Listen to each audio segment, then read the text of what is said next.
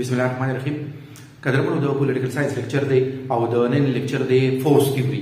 نو فورس تھیوري هغه تھیوري دا چې دا دویمه تھیوري ده چې د سټیټ باره کې پیښ شوې ده.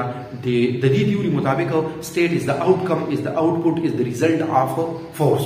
چې دا سټیټ چې دی نه دا د طاقت په لاره باندې جوړ شوی دی. د دې د جوړېدو په لومړي ځل باندې وجود کې راتلو هغه فاونډیشن چې دی بنیاد چې دی هغه طاقت دی.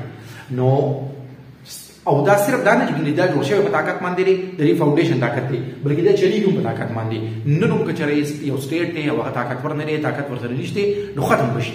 نو دا خبره ته اوس چې موږ سوچ وکړو نو حقیقت کې داسې دا ومو چې او په خپله زمانه کې داسې شوي دي چې قبیلې وي او هغې قبیلو ورسره جنګونه کړي دي. په هغې کې چې کومه طاقتوره قبیله وه نه هغې له کمزورې قبیلې له شکست ورکړی دی او هغه کمزورو قبیلو دی چې شکست ورکړی دی د هغې نه پس بیا داسې دغه قبیله چې دا د دې مشر چې دی هغه حکمران جوړ شوی دی او سلطنت جوړ شوی دی.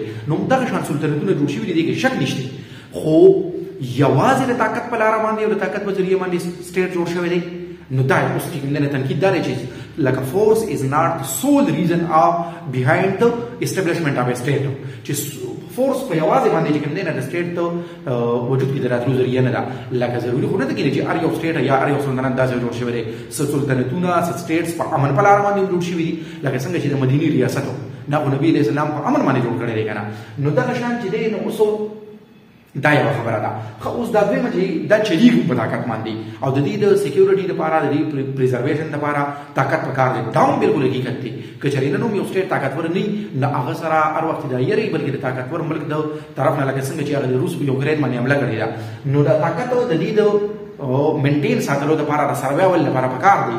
نو دا هم بلکل ټیک ده. خو خبره دا ده چې آیا صرف طاقت د دې د مینټیننس او سروایول لپاره پکار دی؟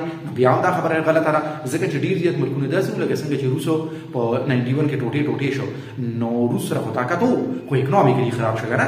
نو دا یوازې د دې د سروایول لپاره طاقت ضروري نه دی بلکې نور هم څیزونه پکار دي. دغه شان د دې وجود کې راتلو لپاره صرف طاقت نه و بلکې نور هم داسې څه وو چې هغه رایوځای شوي دي بیا سټیټ جوړ شوی دی.